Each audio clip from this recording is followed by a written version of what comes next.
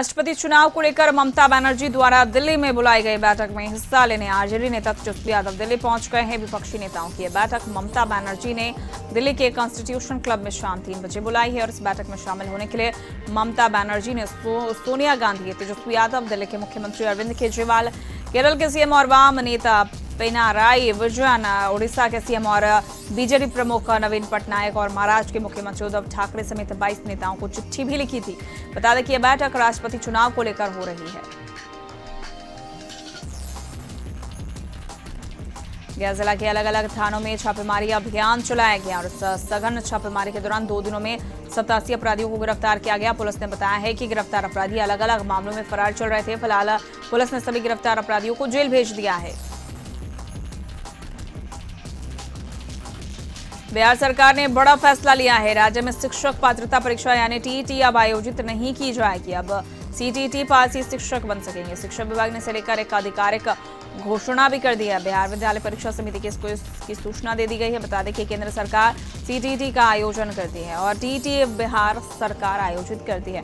TET यानी शिक्षक पात्रता परीक्षा के आधार पर शिक्षकों की बहाली होती थी, लेकिन अब इसे खत्म कर दिया गया। इसकी जगह सिर्फ सीटीईटी के आधार पर ही बिहार में शिक्षकों की बहाली हो पाएगी। पहले दोनों परीक्षा अलग अलग आयोजित की जाती थी। केंद्र और राज्य सरकार इस परीक्षा को अलग अलग लेती थी और ऐसे में बिहार सरकार ने बड़ा फैसला लेते हुए टीईटी अलग से कराने पर रोक लगा दी है। जमशेदपुर में मानसून की पहली बारिश ने पूरे माहौल को खुशनुमा बना दिया। जमशेदपुर और आसपास के इलाकों में मूसलाधार बारिश हो रही है। मौसम विभाग ने पहले ही संकेत दिया था कि 15 जून से झारखंड में मानसून प्रवेश कर जाएगा। उधर मानसून के प्रवेश करते ही झमाझम बारिश शुरू हो गई है। सुबह से ही आकाश में बादल छाने लगे हैं और उसके बाद झमाझम बारिश शुरू हो गई। उधर मानसून की पहली बारिश के बाद तापमान में गिरावट आई है। जमशेदपुर का तापमान 43 डिग्री सेल्सियस चल रहा था, लेकिन मानसून की पहली बारिश ने मौसम को कूल कर दिया। वैसे मौसम विभाग के पूर्वानुमान में इस बार अच्छी बारिश होने की संभावना जाहिर की जा रही है। गर्मी छुट्टी खत्म होने के साथ आज से सरकारी स्कूल खुल गए हैं। खगड़िया जिले में भी आज से तमाम सरकारी स्कूल खुल गए हैं। जिले के डीईओ कृष्ण मोहन ठाकुर आज सुबह शहर के हाजीपुर उत्तर मोहल्ला मिडिल स्कूल पहुंचे, जहां जिला शिक्षा पदाधिकारी ने फूल माला देकर स्कूली बच्चों का स्वागत किया और रोजाना स्कूल आने की अपील की। डीईओ ने कहा कि आप रोजाना स्कूल आएं, पठन पाठन में जहां दिक्कत हो आप हमें बताएं। स्वागत समारोह के दौरान स्कूली बच्चों ने चित्रकला का भी प्रदर्शन किया। कार्यक्रम के दौरान जिला प्राथमिक शिक्षक संघ के जिलाध्यक्ष मनोज कुमार सहित स्कूल के सभी शिक्षक और स्टूडेंट्स मौजूद रहे। गिरिडीह के पचम्बा थाना इलाके के पचम्बा हटिया रोड में पिछले रविवार को 2 समुदायों के बीच पथराव की घटना के बाद शांति बहाली को लेकर थाने में शांति समिति की बैठक का आयोजन किया गया। इस मौके पर डीएसपी संजय राणा ने बताया कि बैठक के दौरान मौजूद लोगों ने पीस कमेटी के गठन की सलाह दी है, जिसमें दोनों समुदाय के 15-15 या 20-20 लोग शामिल हो और इस इलाके में किसी भी प्रकार की घटना को सुलझाने की जिम्मेदारी पीस कमेटी पर हो। वहीं एसडीओ विशालदीप खलको ने कहा कि पचम्बा थाना क्षेत्र के हटिया रोड में जो घटना घटित हुई है उसी को लेकर विचार किया गया और सभी से अपील की गई कि किसी प्रकार की अफवाह पर ध्यान न दे और शांति व्यवस्था बनाए रखे। रबी की फसल तो बर्बाद हुई ही, अब यूरिया की कमी के चलते खरीफ की फसल भी बर्बाद होने वाली है। जी हां, किसानों ने गेहूं की खेती में यूरिया की जबरदस्त कमी झेली। रात भर यूरिया के लिए लाइन लगकर यूरिया का इंतजार किया, लेकिन उस दौरान भी लोगों को यूरिया नहीं मिल पाया। वहीं अब धान की खेती की शुरुआत होते ही यूरिया की कमी एक बार फिर से होने लगी है। मामला बग्गा का है, जहां किसान यूरिया के लिए तपती गर्मी में घंटों लाइन में खड़े हैं, लेकिन उन्हें यूरिया नहीं मिल पाया है। किसानों का कहना है कि 3 दिनों से वो लगातार इस गर्मी में लाइन में खड़े होते हैं, लेकिन उन्हें यूरिया नहीं मिल पाता है। वाल्मीकि नगर के इंद्रू नेपाल बॉर्डर पर त्रिवेणी संगम में भव्य नारायणी माता महाआरती का आयोजन किया गया, जिसमें केंद्रीय मंत्री पंकज चौधरी ने हिस्सा लिया। केंद्र की मोदी सरकार के 8 साल पूरा होने के मौके पर आयोजित कार्यक्रम में बीजेपी के राज्यसभा सांसद सतीश चंद्र दुबे सहित तमाम नेताओं ने शिरकत की। स्वरांजलि सेवा संस्थान की ओर से आयोजित महाआरती में वेद और मंत्रोच्चारण के बीच भव्य आरती ने सबको अपनी ओर आकर्षित किया। बेतिया में भारतीय स्टेट बैंक के सीएसपी संचालक से अपराधियों ने 2,50,000 रुपए लूट लिए। मिली जानकारी के अनुसार अजय कुमार भारतीय स्टेट बैंक का सीएसपी केंद्र पटजिरवा में चलाते हैं और इसी सिलसिले में बेतिया से एक बैग में 2,50,000 रुपए लेकर बाइक से अपने सीएसपी केंद्र पटजिरवा जा रहे थे और इसी दौरान 3 की संख्या में पीछा कर अपराधियों ने बैरिया थाना इलाके के मथौली पुल के सभी हथियार के बल पर लूट की घटना को अंजाम दिया और फरार हो गए। फिलहाल पुलिस मामले की जांच में जुटी है। पाकुड़ के हिरणपुर प्रखंड के बरमसिया उत्क्रमित मध्य विद्यालय में अभिभावकों ने एमडीएम राशि वितरण में गड़बड़ी को लेकर जमकर हंगामा किया। इस दौरान अभिभावकों ने स्कूल के प्रिंसिपल के खिलाफ एमडीएम की राशि वितरण सहित कई मामलों को लेकर आरोपों की झड़ी लगा दी। अभिभावकों ने बताया कि किसी 1 से 5 तक के बच्चों को 500 रुपए दिया गया, तो कोई बच्चों जो 8वीं में पढ़ रही है उसे 400 रुपए दिया गया है। ग्रामीणों का कहना है कि इसकी जानकारी जब स्कूल के अध्यक्ष को दी गई तो उन्होंने प्रिंसिपल से बात करने की सलाह दी। मेरे करीब ना आओ मैं नशे में हूं, हिंदी की ये मशहूर गजल अपने कई बार सुनी होगी और इसी गजल की लाइनों को सही ठहरा दिया एक युवक ने।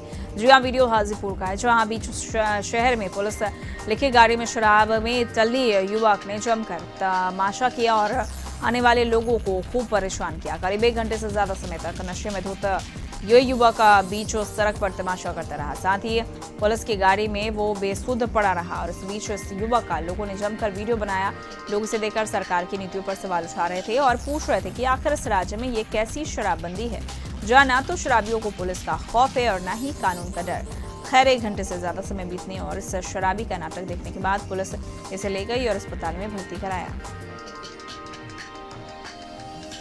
गया जिले के अलग अलग थाना में छापेमारी अभियान चलाया गया। इस सघन छापेमारी के दौरान 2 दिनों में 87 अपराधियों को गिरफ्तार किया गया। पुलिस ने बताया है कि गिरफ्तार अपराधी अलग अलग मामलों में फरार चल रहे थे। फिलहाल पुलिस ने सभी गिरफ्तार अपराधियों को जेल भेज दिया है। बेगूसराय में कथित रूप से एक पति पत्नी की गांव वालों ने पकड़कर जमकर पिटाई कर दी। घटना चेरिया बरियारपुर थाना इलाके के कुंभी गांव की है। घायल दोनों लोगों को इलाज के लिए अस्पताल में भर्ती कराया गया है।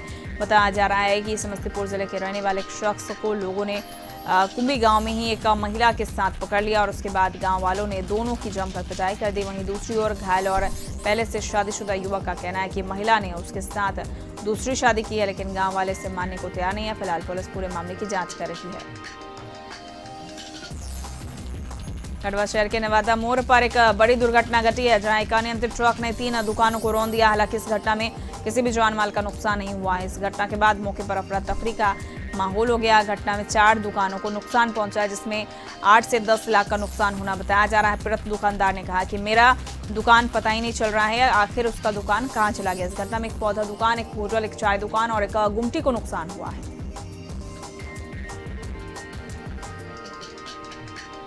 बक्सर में एक तेज रफ्तार अनियंत्रित स्कॉर्पियो ने बाइक सवार को रौंद डाला। इस हादसे में बाइक सवार गंभीर रूप से घायल हो गया और फिलहाल अस्पताल में जिंदगी और मौत से जूझ रहा है। फिलहाल पीड़ित युवक की पहचान नहीं हो पाई। घटना बक्सर इटाड़ी स्टेट हाईवे की है।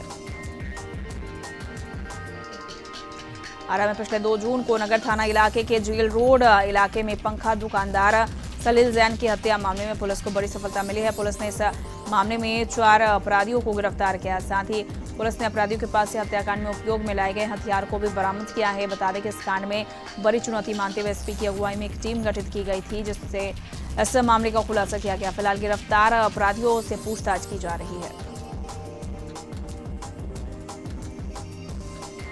पटना के बाहुबली विधायक अनंत सिंह दोषी करार हुए हैं। बता दें कि मंगलवार को एमपी एमएलए कोर्ट ने उन्हें दोषी करार दिया। पुश्तैनी मकान से AK-47 और हैंड ग्रेनेड मिला था। इसमें आर्चरी के विधायक मोकामा से अनंत सिंह है और गौरतलब है कि साल 2019 में पटना पुलिस ने छापेमारी में अनंत सिंह के पैतृक आवास से आधुनिक हथियार AK-47 राइफल, कारतूस और हैंड ग्रेनेड मिले थे। इसी आधार पर 16 अगस्त 2019 को बाढ़ थाने में एफआईआर दर्ज कराई गई थी और इस केस में जांच बाढ़ मंडल के तत्कालीन एसपी लिपि सिंह की ओर से विधायक अनंत कुमार सिंह एवं केयरटेकर सुनील राम के खिलाफ कोर्ट में चार्जशीट दाखिल किया गया था और उसके बाद एमपी एमएलए कोर्ट ने इस मामले में विधायक अनंत सिंह और केयरटेकर के खिलाफ 15 अक्टूबर 2020 में आरोप गठित किया था। अब 21 जून को सजा के बिंदु पर सुनवाई हुई। मोदी सरकार आने वाले दिनों में 18 महीनों में 10 लाख लोगों को नौकरियां देंगे। इसको लेकर सरकार नौकरी देने के मिशन मोड पर काम कर रही है। पीएम नरेंद्र मोदी ने खुद निर्देश दिया है कि आने वाले 18 महीनों में करीब 10 लाख भर्तियां की जाए। लोगों को सरकार के विभिन्न विभागों और मंत्रालयों में काम मिलेगा। प्रधानमंत्री कार्यालय के हैंडल से ट्वीट करके इसकी जानकारी दी गई, जिसमें लिखा गया कि पीएम नरेंद्र मोदी ने सभी विभागों और मंत्रालयों में मानव संसाधन की स्थिति का जायजा लिया और उसके बाद पीएम मोदी ने निर्देश दिया है कि सरकार आने वाले 1.5 साल में मिशन मोड में 10 लाख लोगों को भर्तियां करें। लालू प्रसाद यादव को मंगलवार को बड़ी राहत मिली है। कोर्ट की तरफ से चारा घोटाला मामले में सजायाफ्ता लालू यादव को कोर्ट ने पासपोर्ट दिए जाने की अनुमति दे दी है। इसका मतलब है कि लालू यादव अब अपना इलाज कराने विदेश जा सकेंगे। कोर्ट ने पासपोर्ट की मांग को लेकर दायर उनकी याचिका को स्वीकार करते हुए ये फैसला सुनाया है और अब पासपोर्ट मिलने के बाद लालू यादव उसका रिन्यूअल करा सकेंगे। पासपोर्ट रिन्यूअल कराने के बाद वो विदेश में डॉक्टर से अब किडनी के इलाज के लिए अपना अपॉइंटमेंट ले सकते हैं। बता दें कि लालू यादव किडनी की गंभीर रोग से पीड़ित है और वो किडनी ट्रांसप्लांट कराने के लिए सिंगापुर जा सकते हैं।